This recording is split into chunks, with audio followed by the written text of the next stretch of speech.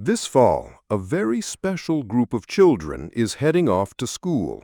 Across the country, more than 3.5 million 5-year-olds are walking into kindergarten classrooms for the first time.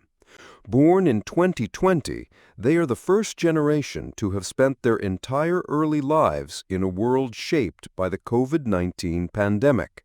They are the COVID kindergartners, and as they begin their educational journeys, educators, doctors, and parents are all asking the same question: are they ready?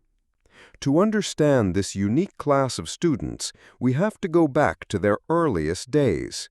Their infancy and toddler years unfolded during a period of lockdowns, social distancing, and masked faces.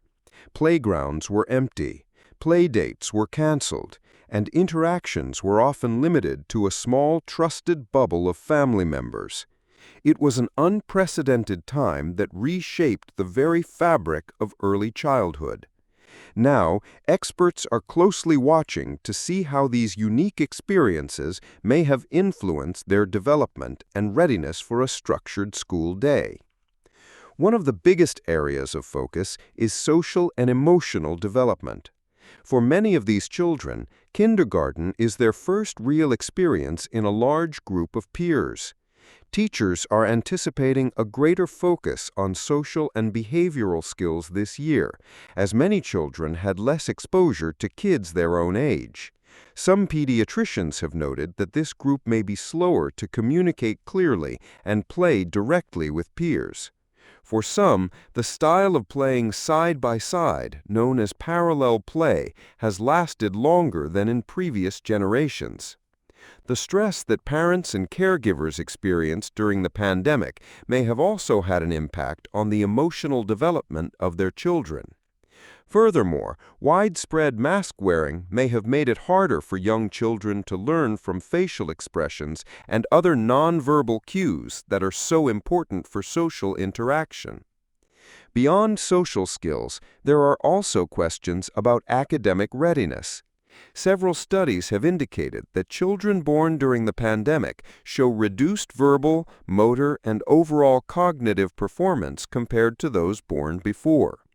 Data from 2025 shows that the percentage of 5-year-olds arriving at kindergarten ready to read has declined since 2019. The declines are even greater in math. Potential reasons for this include lower preschool attendance and increased screen time during the pandemic's peak. Some reports found that 2 to 3 hours of screen time for young children showed a greater likelihood of behavioral problems and delayed milestones. Speech and language development is another area of observation. Some experts have noted a dramatic increase in the number of young children who have been slow to develop language skills since the pandemic. In some cases, parents in isolation didn't have the usual points of comparison, like seeing other children at daycare or the park, and didn't realize their child might need speech therapy. However, the story of the COVID kindergartners is not just one of challenges. Many experts emphasize that children are incredibly resilient and adaptable. For many families, the lockdown period brought an unexpected gift: an unprecedented amount of quality time together. Some parents noticed their children became more independent and skilled at playing on their own. Despite the concerns, many parents feel their children are more than ready and will thrive in a school environment, having worked to support their learning at home with books and other resources. So what's the path forward? Experts agree that strong partnerships between families, schools, and healthcare providers are key. Parents are encouraged to communicate openly with their children about school and to ease any anxiety by visiting the school and meeting the teacher before the first day. Educators, for their part, are preparing to offer extra support, particularly for social and emotional learning. They understand that this cohort may need a more patient and gentle approach as they adjust to the routines of a classroom. The focus is on early intervention if any developmental delays are noticed, ensuring every child gets the support they need to succeed. As these millions of children hand up their backpacks and find their cubbies, their journey is just beginning. The long-term effects of their unique start in life are still unknown, but what is clear is that this generation, born in an extraordinary time, is now in the hands of dedicated teachers and families working together to help them not just catch up, but flourish. After more than 3 decades behind bars, Lyle and Erik Menendez are asking for a second chance. The brothers, convicted of killing their parents in 1989, are appearing before separate parole panels. Erik today, Lyle tomorrow, each via video conference. A favorable ruling could set them on a path to freedom for the first time since their 1996 convictions. The crime was as shocking as the setting. Jose and Kitty Menendez were shot repeatedly in the family's Beverly Hills mansion on an August night in 1989. At trial, prosecutors painted the sons, then 21-year-old Lyle and 18-year-old Erik, as greedy heirs who wanted immediate access to a multi-million-dollar estate. The defense countered with a starkly different narrative, claiming years of sexual abuse drove the brothers to kill in what they believed was self-defense. A jury ultimately sided with prosecutors, and both brothers received life without parole. For decades, that sentence was unshakable until a recent change in California law opened an unexpected door. The law allows inmates who were under 26 at the time of their crimes to be resentenced and considered for parole. A Los Angeles judge applied that statute in May 2025, converting each brother's punishment to 50 to life, which immediately made them eligible for parole. Now the focus shifts from what happened in 1989 to who the Menendez brothers are today.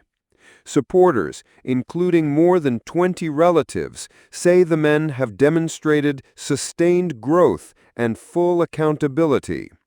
Both earned college degrees behind bars, helped launch support groups for elderly prisoners, and mentored younger inmates. At their resentencing hearing, Erik called his actions atrocious, while Lyle admitted he had lied on the stand nearly 30 years earlier. The Los Angeles County District Attorney's Office sees the situation differently. District Attorney Nathan Hochman argues the brothers still lack full insight into their crimes and remain unfit for release.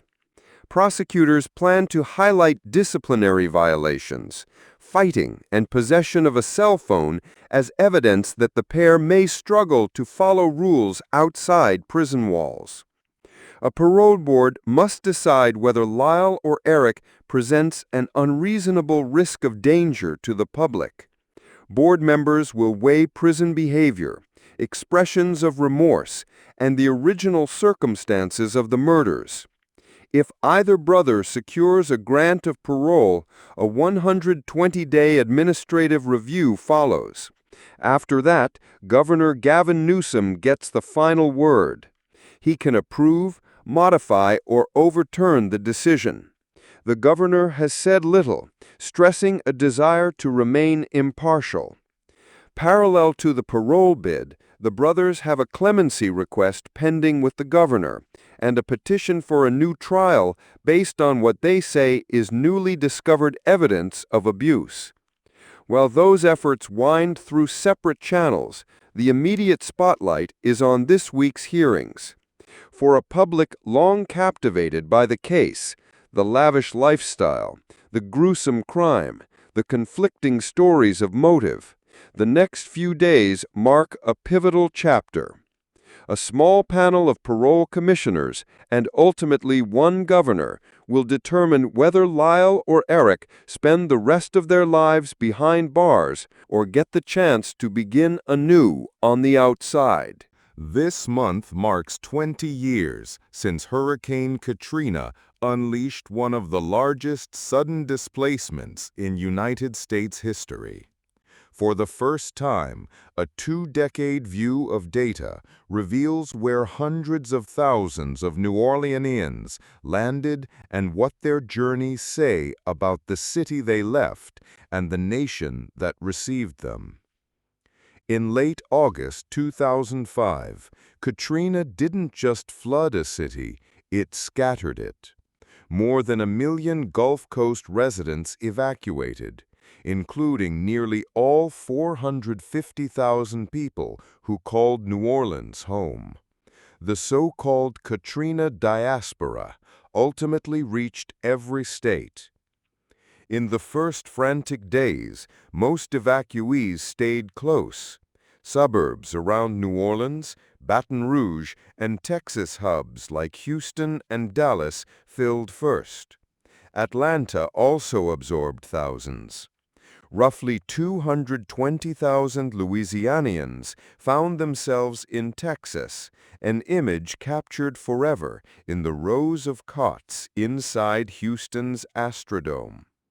Early United States Postal Service change of address forms and Federal Emergency Management Agency registrations gave the first clues to this migration map. 2 decades of data now show the exodus was anything but uniform. Race, income, and age shaped who went where and who came back. Residents from poorer, predominantly black neighborhoods were more likely to end up farther away and to stay away. A year after the storm, black adults were still far more likely than their non-black neighbors to be living elsewhere in Louisiana, in Texas, or across the South. Younger adults, ages 25 to 39, and people born outside Louisiana were also more inclined to resettle permanently out of state. Returning was hard and often impossible. 1 year after Katrina, only about half of adult residents were back. Renters and people whose homes sat in the deepest flood zones faced the steepest climb. For many, the calculation was simple: no job, no school, no house, no way back. New Orleans itself remains profoundly changed. The city that once counted nearly 500,000 residents shrank to about 230,000 a year after the storm, and sits today at roughly 351,000. The population drop shifted the city's makeup. On average, New Orleans is now whiter and wealthier. Many former residents, especially low-income black families, found the path home blocked by demolished public housing, higher rents, and a chronic shortage of affordable units. Meanwhile, the cities that opened their doors faced their own tests. The early wave of goodwill was real, but long-term housing, schooling, and health care for tens of thousands strained local systems. Researchers called the creeping burden Katrina fatigue. Yet across Houston, Dallas, Atlanta, and beyond, former New Orleanians built new churches, second-line clubs, and neighborhood crawfish boils, stitched together pieces of home that now enrich the places they landed. Looking back with 20 years of data, the Katrina diaspora offers a rare, full-length portrait of forced migration inside the United States. It underscores the need for disaster plans that reckon with housing inequality, for recovery funds that reach renters as well as homeowners, and for support that lasts longer than the news cycle. As the anniversary arrives, the story remains unfinished. New Orleans still rebuilds. The displaced still carry its culture in Texas suburbs, Atlanta neighborhoods, and cities from coast to coast. Together, They remind us that a storm surge lasts long after the water recedes, in memories, in maps of where people sleep at night, and in the shape of the country itself.